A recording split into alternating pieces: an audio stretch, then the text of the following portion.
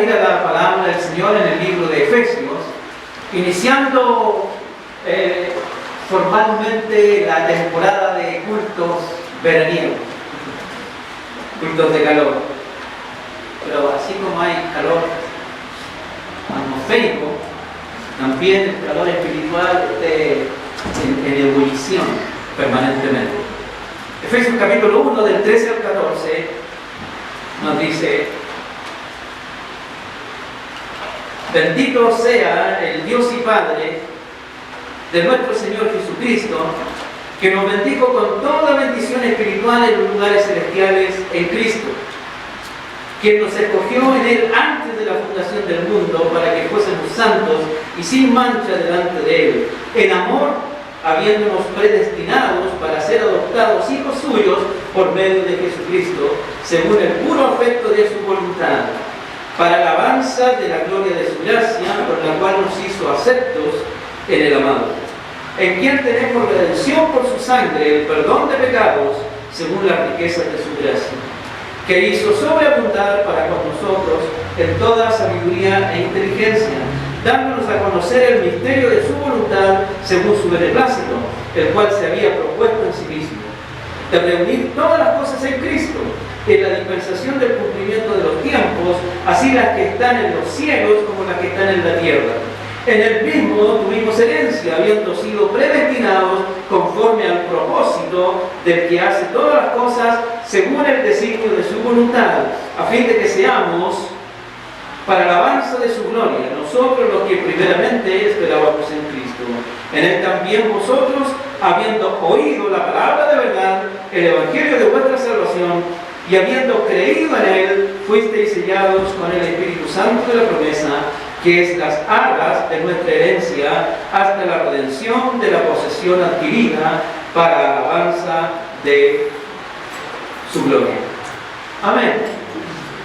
El Señor añada bendición a su palabra en nosotros, que es la forma con la cual acostumbro soltar. Que el Señor añada bendición a su palabra en nosotros. Eso significa, en mi deseo, que cuando usted recibe la palabra y añade al Señor bendición, para mí significa que usted la comprenda, que la entienda, que el Señor despierte en usted el deseo de aplicarla, de vivirla, que la encuentre tan valiosa que sea digna de ser compartida con el esposo, la esposa, con los hijos, con los nietos, con la familia, con los amigos, con los compañeros de trabajo, de universidad, etc.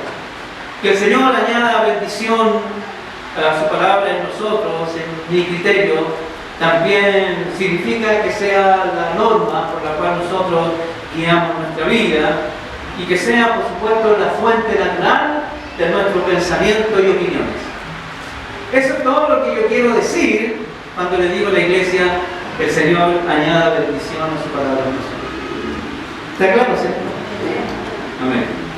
Entonces, este libro de salvación, que es Efesios, presenta temas de profundo contenido espiritual y es un libro esencialmente de doctrina, ¿ya? De doctrina. En muchos ambientes cristianos no hay mucho celo por la doctrina. Si nosotros tuviéramos que definir doctrina, tendríamos que decir que básicamente doctrina es como dice 1 Corintios capítulo 3, ¿no? Es el ladrillo angular, es la piedra base que guía toda la construcción. Es la piedra donde se pone la plomada para asegurar que todo lo que desde allí en adelante se construya sea perfecto, esté en las dimensiones correctas y tenga también los materiales correctos. Pablo, hablándole a los efesios, que era un centro de cultura, era un centro especial, una ruta importante en el Oriente en aquel tiempo. Tenían teatro, estadios, Pero era un lugar donde convergían muchos pensamientos religiosos, filosóficos, etc. Por lo tanto, los creyentes de Éfeso habían recibido con fervor la palabra de Dios, pero estaban rodeados de muchas tentaciones todavía, no solamente las tentaciones carnales, sino que es un libro adelantado porque es para nuestra época, porque principalmente habían tentaciones de tipo intelectual, como las hay hoy en día. En ese tiempo también habían ideologías. Esta iglesia en Éfeso necesitaba fervor, dinámica, acción, pero lo que hace que el Evangelio permanezca en la vida de las personas es la doctrina, es decir, el pensamiento profundo que revela las Escrituras a nuestra mente. Esa es la doctrina, el pensamiento de Dios que se impregna en nosotros, lo que Dios piensa de estas cosas. Eso es lo que hace que los cristianos perseveren y permanezcan en el Evangelio y en las iglesias. No es el afecto, porque el afecto humano es débil.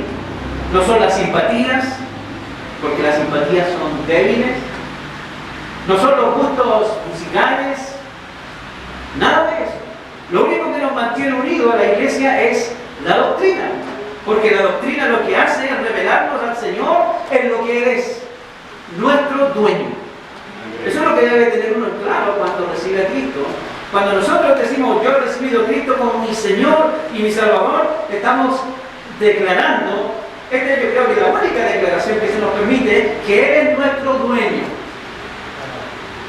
Yo por testimonio, ¿cierto? Si pudiera hacer un tatuaje, digo, si pudiera, en algún lugar visible de mi cuerpo, ¿sabe qué me haría?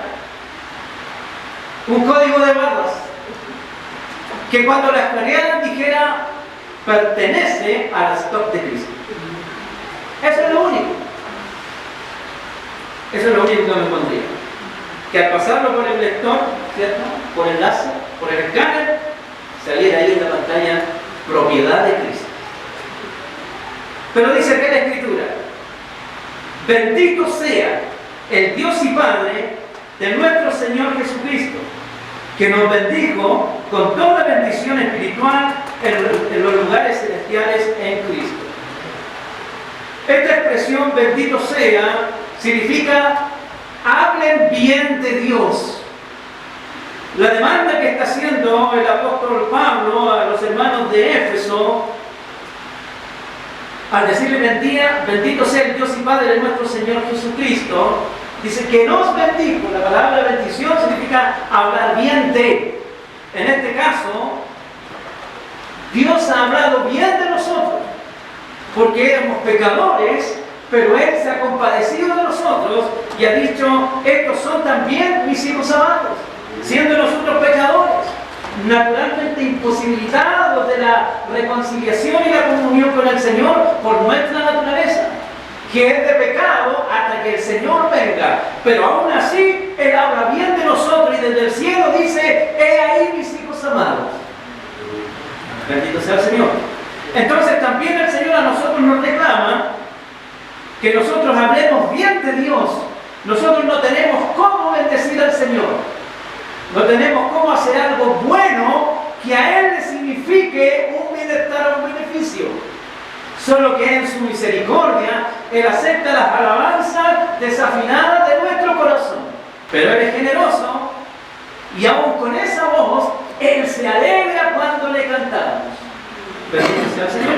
Entonces, al principio, en la exhortación, Pablo le dice a los hermanos de Éfeso, bendito sea el Dios y Padre, ¿cierto? Que significa también reconocido, exaltado, considerado, sea el Dios y Padre de nuestro Señor Jesucristo. Pero también dice, pero no por nada, no solo por mística, no solo por carisma, sino porque nosotros en la comprensión que nos permite la Escritura acerca de este llamamiento, entendemos la misericordia y el honor con el cual hemos sido nosotros investidos cuando Él nos hizo, por gracia, sus hijos. Por lo tanto, hablen bien de Dios, hablen bien de Dios con sus vidas, hablen bien del Señor con sus costumbres, hablen bien del Señor con sus opiniones, que sus opiniones provengan de la palabra de Dios y no de la glosolaria del mundo. Sobre todo en esta época donde hay tanto conflicto social, mi tristeza permanente es por los muchos hermanos que opinan de acuerdo a la glosolaria del mundo y no opinan desde la palabra del Señor, que explica y orienta todas las circunstancias de la vida, de la iglesia, de los cristianos y del mundo. Acá tenemos la expresión paralela perfecta. La Biblia nos dice cuál es el camino de la iglesia y el camino del mundo y lo expone de manera clara. Así que este versículo 3 dice: hablen bien de Dios, así como Él ha hablado bien de ustedes, ya que les ha bendecido en Cristo con un título extraordinario. Aquí el versículo dice que nos bendijo con toda bendición espiritual en los lugares celestiales en Cristo.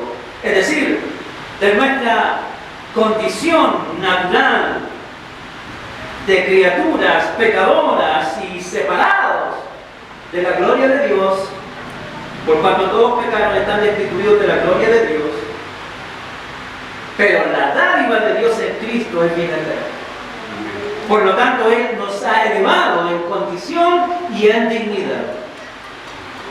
Hay un versículo muy especial, pero Juan 1:12, que es mi versículo favorito, dice: mas a todos los que le recibieron, a los que creen en su nombre, les dio potestad, que significa derecho legal, de ser hechos hijos de Dios. Y esto es algo extraordinario. Dice que se hable bien de Dios porque Él nos ha hablado con bondad y nos ha hablado con bendición. Porque Él, pudiendo condenar, nos ha salvado. Amén. Pudiendo castigar, Él ha perdonado. Juan 3:17 dice que el Hijo del Hombre no vino al mundo a condenar al mundo, sino para que el mundo sea salvo por Él. Y también Tito 3:5 nos dice que nosotros fuimos salvos no por obras que nosotros hubiésemos hecho, sino por su misericordia. Por lo tanto, hablemos bien de Dios. Y este Juan 1:12 que yo les refería, que los que creen, los que le han recibido, les fue dada la potestad de ser hechos hijos de Dios, es que por este acto sacrificial del Señor en la cruz, nosotros somos cristomáticamente hijos de Dios.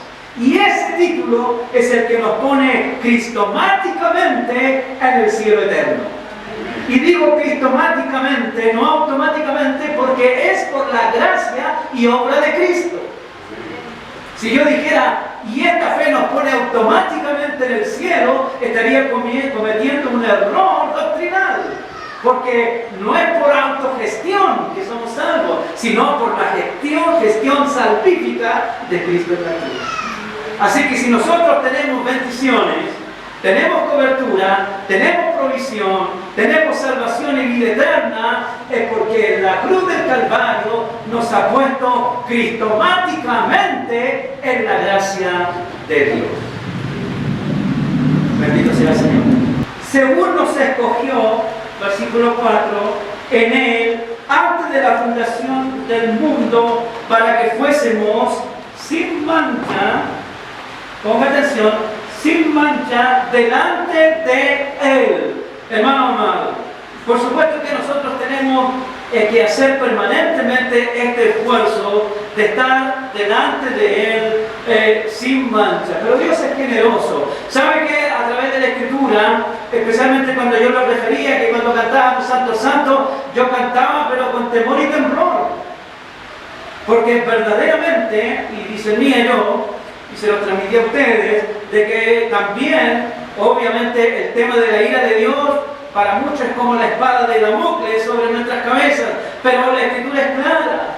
Él es un Dios santo, por lo tanto, nuestro esfuerzo, y ahí es donde todavía tenemos más razones para bendecir al Señor, de que nosotros somos considerados santos cuando Dios nos sorprende en el esfuerzo por alcanzar santidad.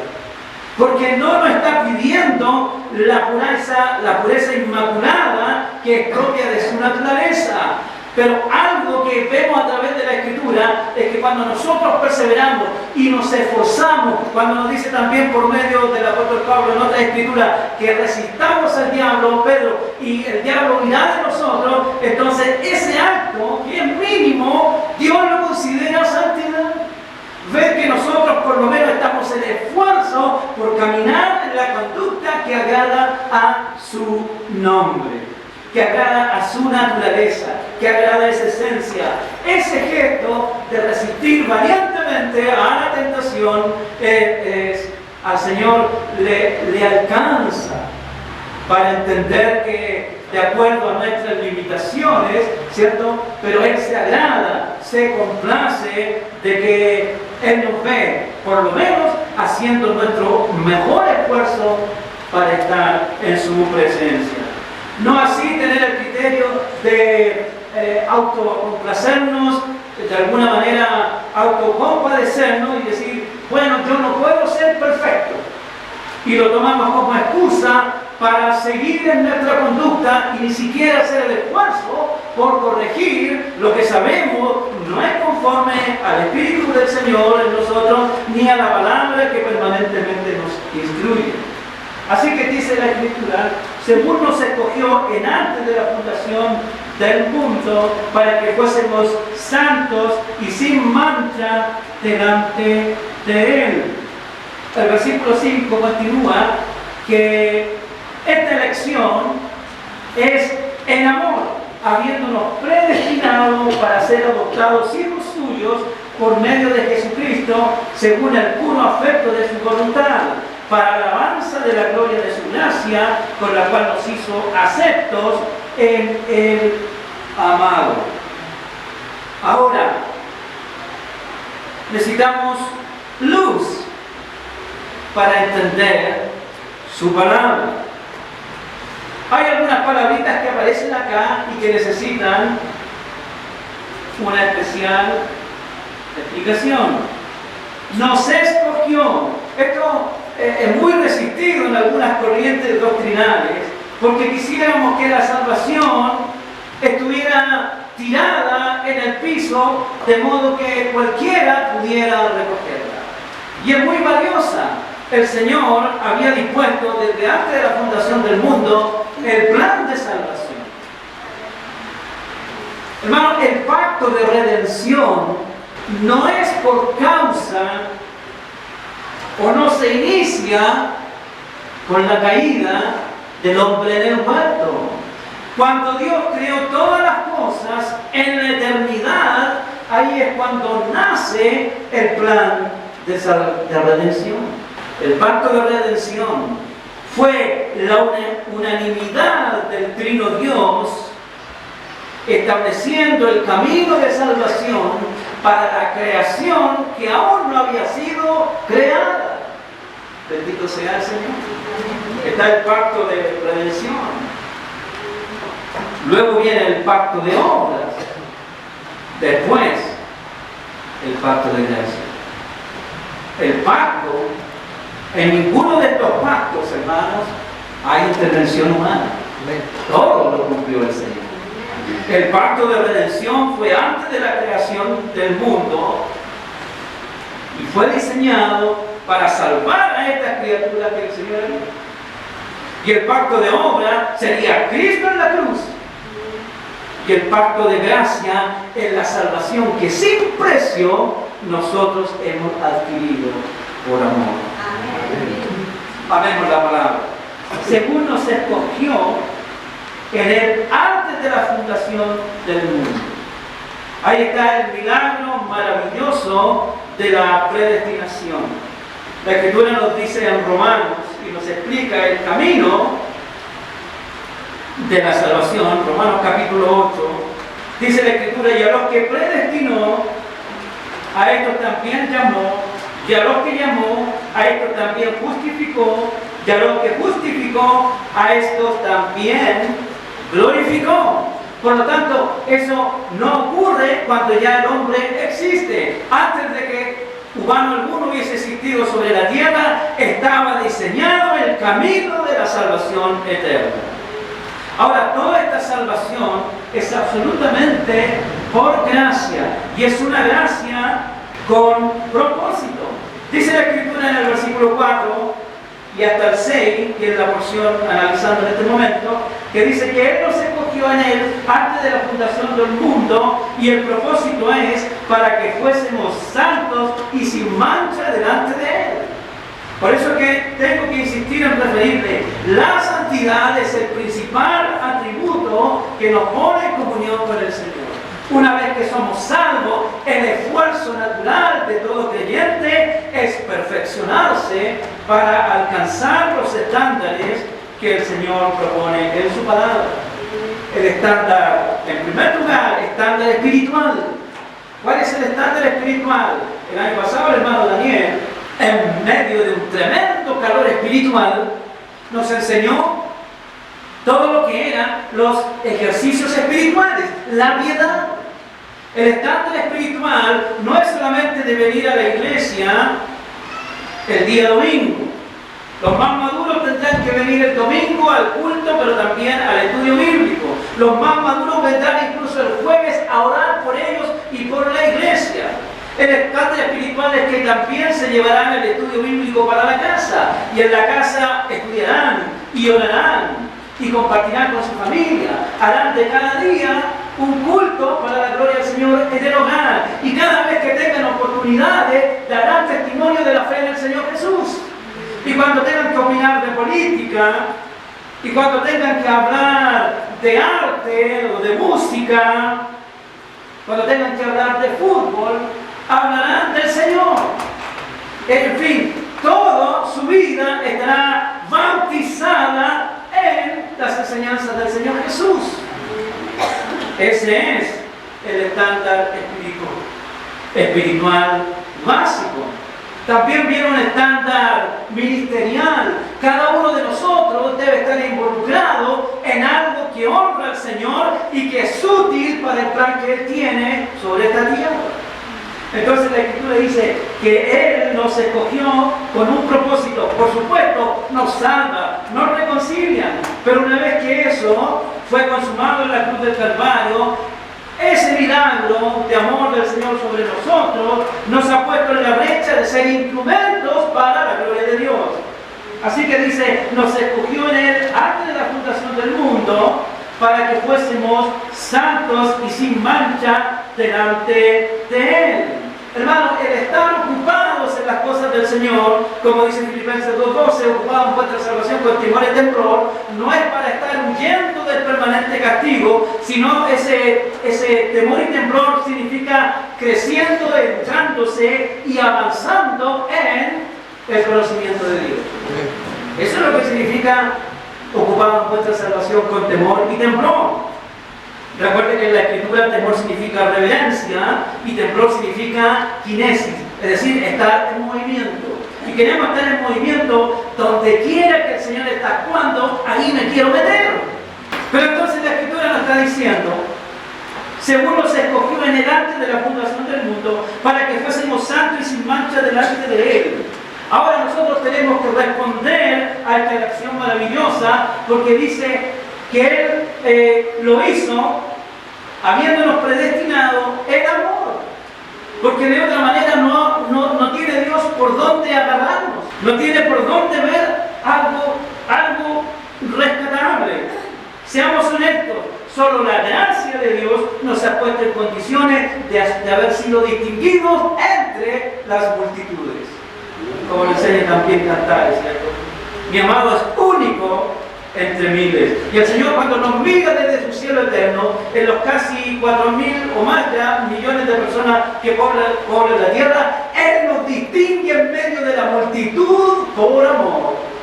Porque los que tenemos su amor, tenemos un distingo espiritual que se ve más allá del cosmos. Bendito sea el Señor. Porque aún los ángeles disciernen cuándo y quién es hijo de Dios. En amor, habiéndonos predestinados para ser adoptados hijos suyos, pasados por la libreta del cielo, por medio de Jesucristo, según el puro afecto de su voluntad. Y eso es lo que agradecemos, que Él, por el puro afecto de su voluntad, Él quiso hacernos sus hijos. Porque de otra manera, en nosotros debía cumplirse la sentencia, que por cuanto todos pecaron, están destituidos de la gloria de Dios. El mismo Romanos, capítulo 5, versículo 8, dice que más Dios muestra su amor para con nosotros, es que siendo aún pecadores, Cristo murió por nosotros. Y ese acto es para vivir agradecidos eternamente. Ahora, otra verdad muy espiritual. Esta predestinación es un proceso divino, como lo definía Romanos capítulo 8, versículo 30, en el cual no interviene voluntad humana. Lo sabemos. Es un trabajo exclusivo de Dios. El Señor Jesús dijo en Juan 15, 16, no me elegisteis vosotros a mí, mas yo os elegí a vosotros. Es así de sencillo, porque Él nos miró a cada uno y en particular con esa sobrenatural distinción. De otra manera, no había posibilidad alguna. Pero necesitamos también entender, por medio del mismo Juan, ahora en el capítulo 6, versículo 44, dice, nadie puede venir a mí si no lo atrae el Padre que me envió, y yo a ese lo resucitaré en el día final. Y aquí hay algo tan extraordinario, porque la expresión si el Padre no lo trae, ¿sabe qué significa en el griego original? Usa el verbo arrastrar. Es decir, nadie viene a mí si el Padre no lo arrastra hacia mí, porque sabe que naturalmente nosotros huimos de Dios por causa del pecado. Cuando Adán pecó y obedeció a Eva, dice la Escritura que cuando oyó la voz de Dios se escondió, y eso está en la naturaleza de todo ser humano, porque el hombre sabe cada cual que le es vedado ver a Dios cada día. Pero bendito sea el Señor, Él tuvo esa misericordia, nos escogió entre las multitudes y nos arrastró hacia Él, porque éramos sus escogidos. Bendito sea el Señor. Para eso tenemos que aceptar innegablemente la autoridad y la potestad soberana que tiene el Señor sobre todas sus criaturas. Ahora también dice en el versículo 6 que parte de ese propósito, primero habiéndonos predestinado para ser adoptados hijos suyos por medio de Jesucristo, según el puro afecto de su voluntad, también Él nos escogió para que fuéramos santos y sin mancha delante de Él. Pero en el versículo 6 dice también, para alabanza de la gloria de su gracia, con la cual nos hizo aceptos, aceptables, significa en el amado.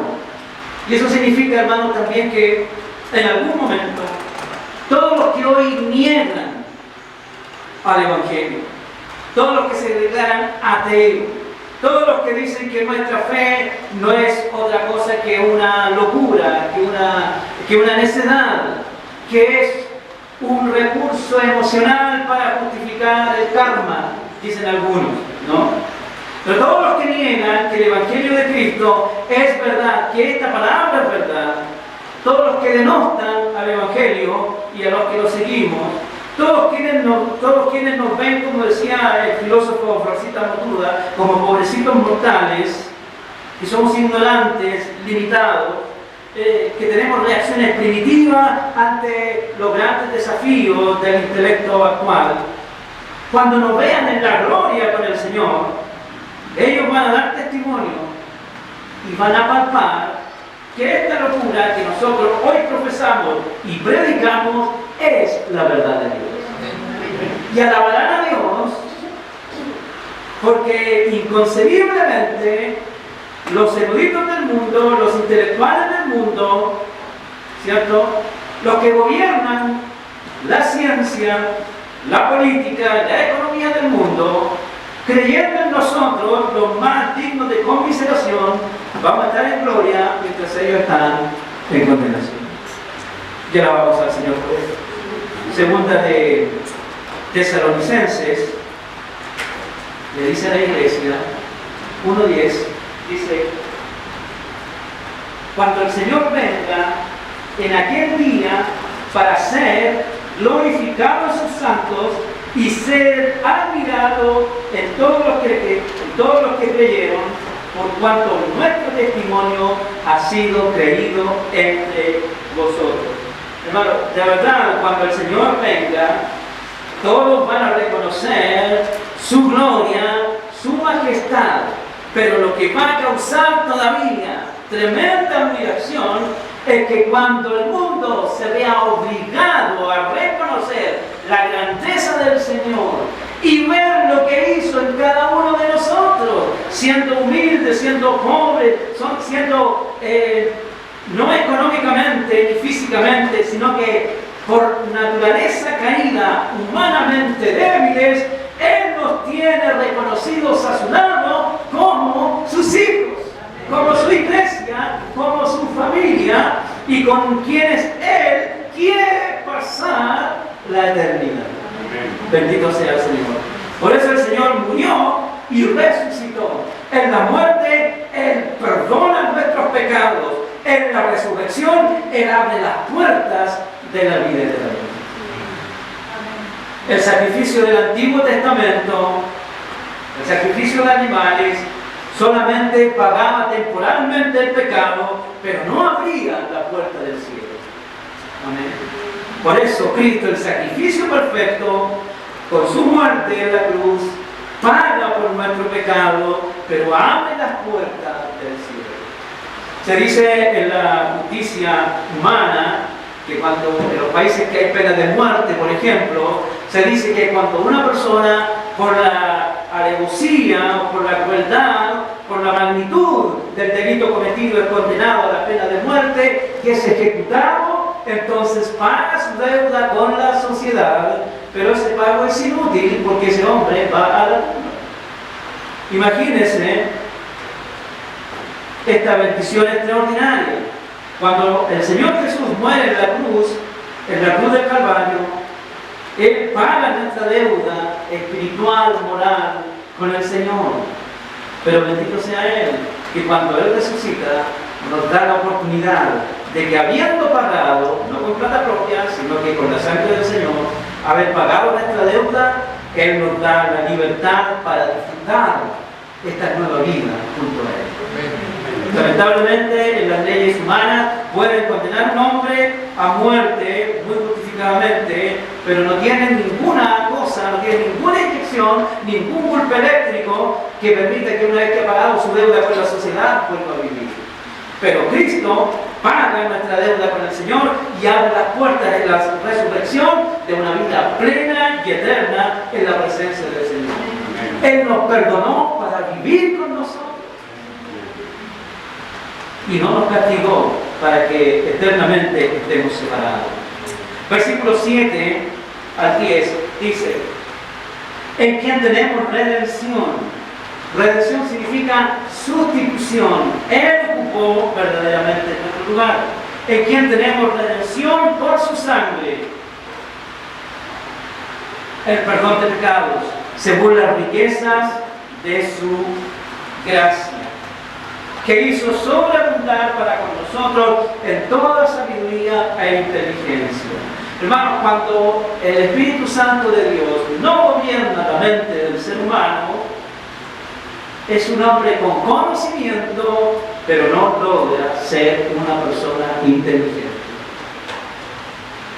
Eso lo estoy explicando el domingo en la mañana a las 11. Entonces, dice, dándonos a conocer, aquí es donde opera la verdadera inteligencia.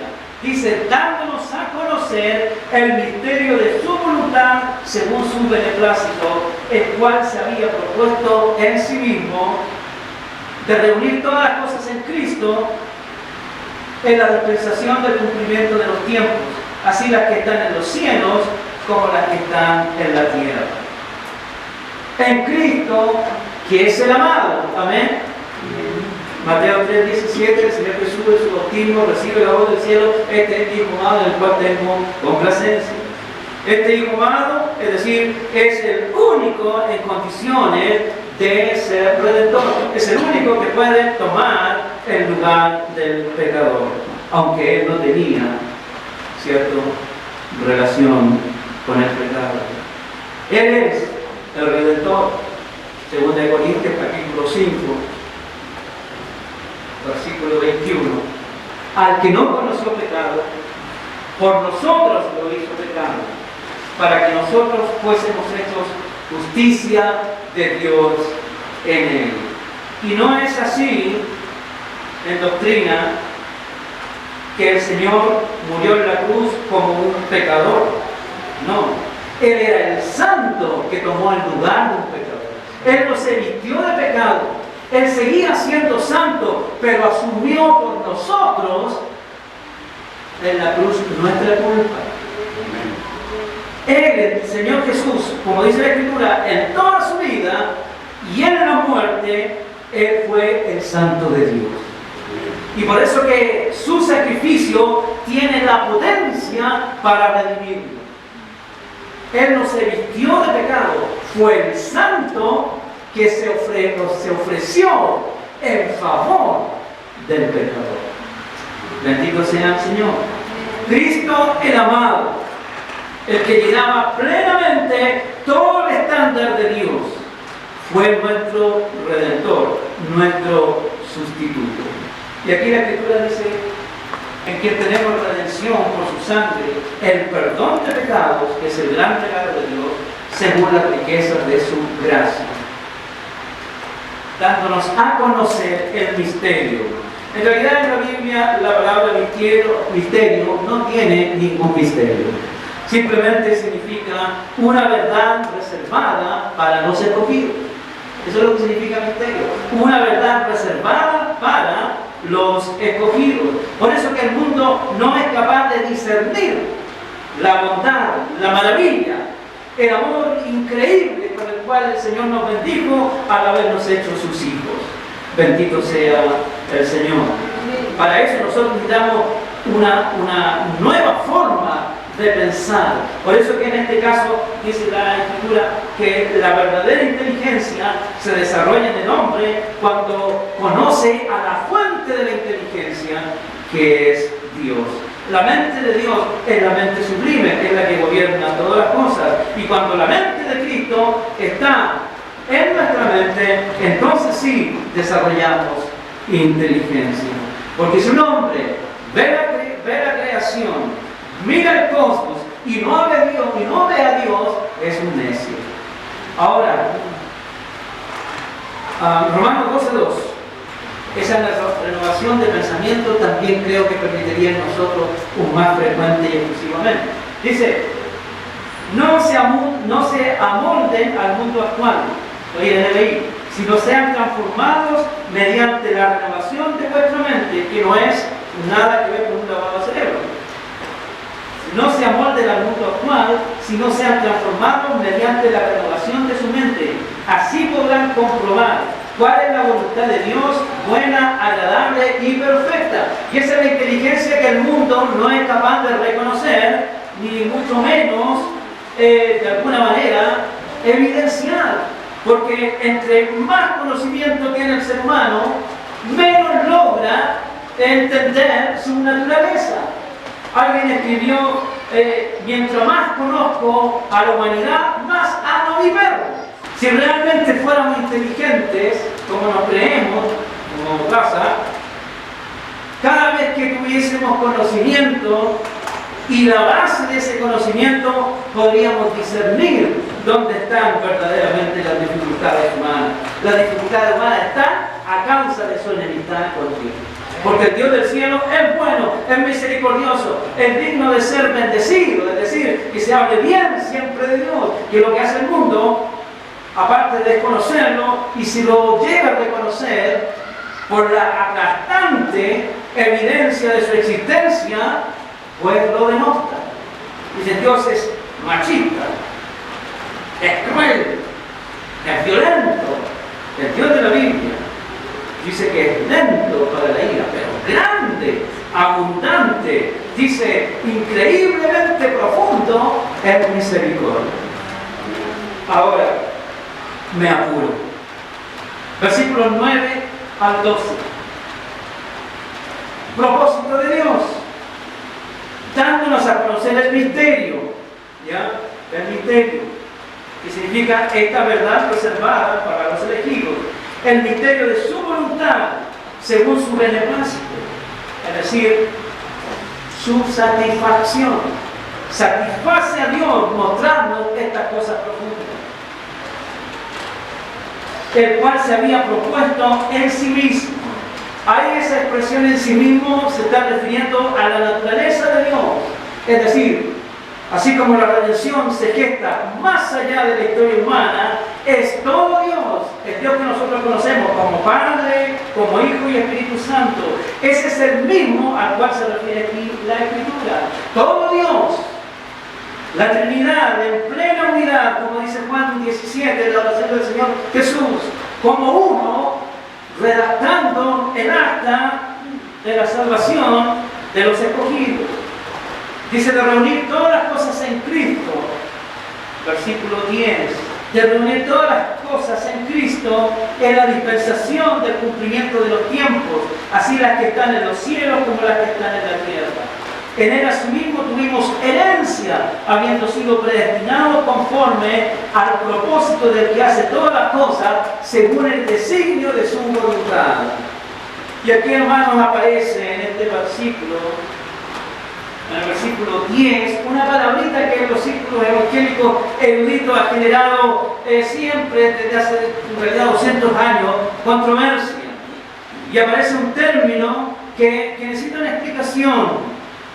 Y explicar por qué se genera esta discusión teológica. Y es que el apóstol Pablo, y también en su esfuerzo por traducir la Escritura, el viejito Casiodoro de Reina puso aquí la palabra dispensación. Y de allí se desprende un pensamiento teológico que se llama el dispensacionalismo.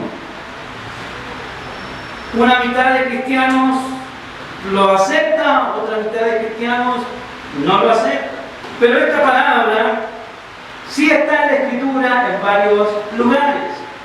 En el contexto de este pasaje, la expresión dispensación debe entenderse porque es muy simple.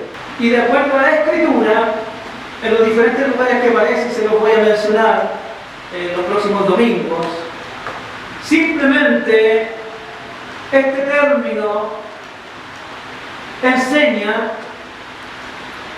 que Dios es el ordenador, que Dios es el controlador del tiempo.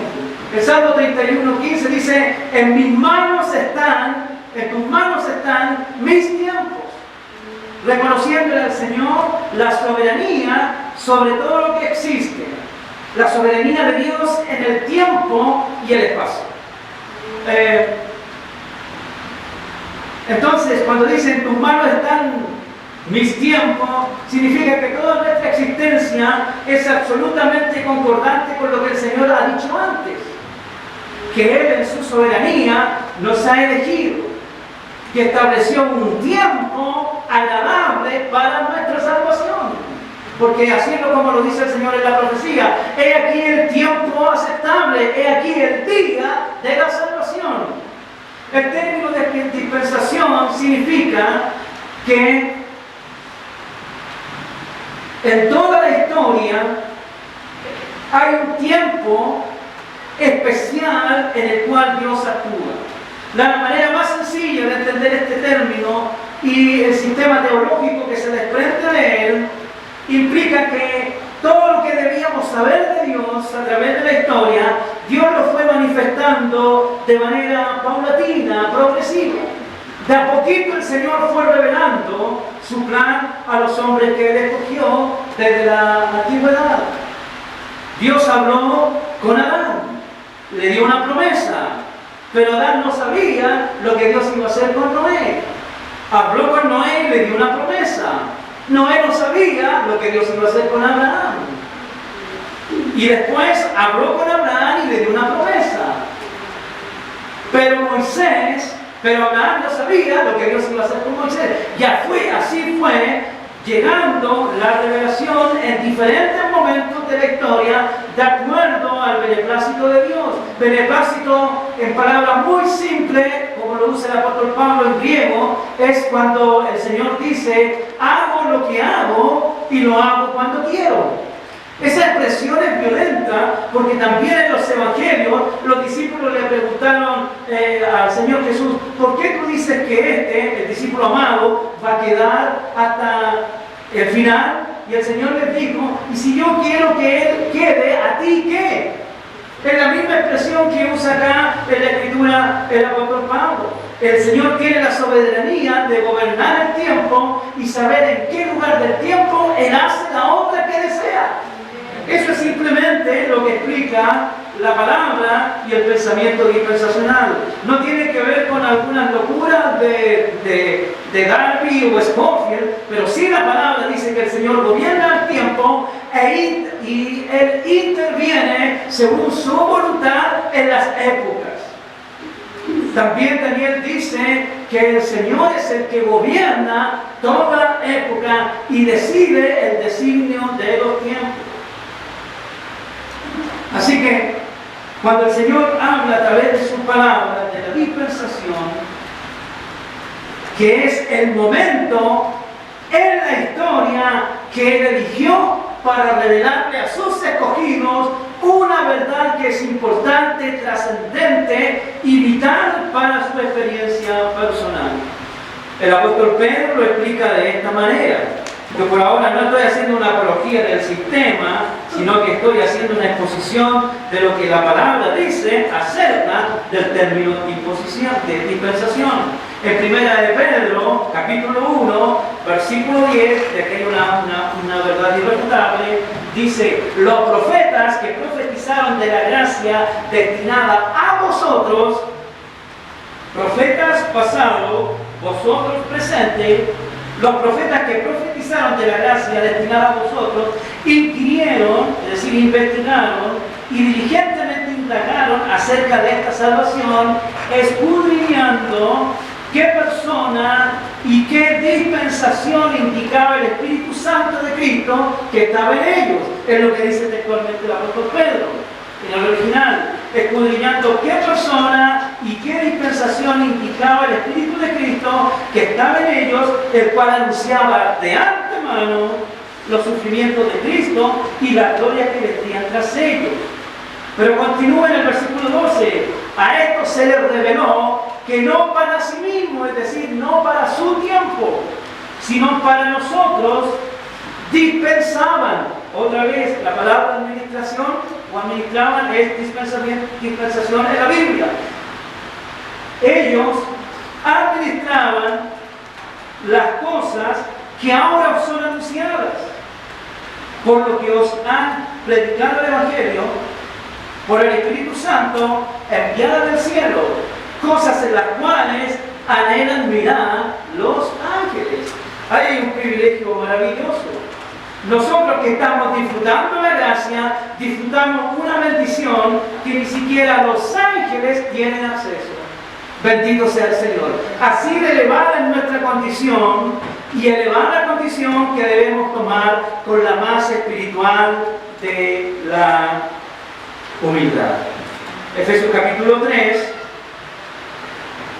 Ahora Efesios capítulo 3, en el versículo 9, continúa el apóstol Pablo diciendo, el 8, a mí, que soy menos que el más pequeño de todos los santos, me fue dada esta gracia de anunciar entre los gentiles el evangelio de las inescrutables riquezas de Cristo y de aclarar a todos cuál sea la dispensación del misterio escondido desde los siglos en Dios que creó todas las cosas.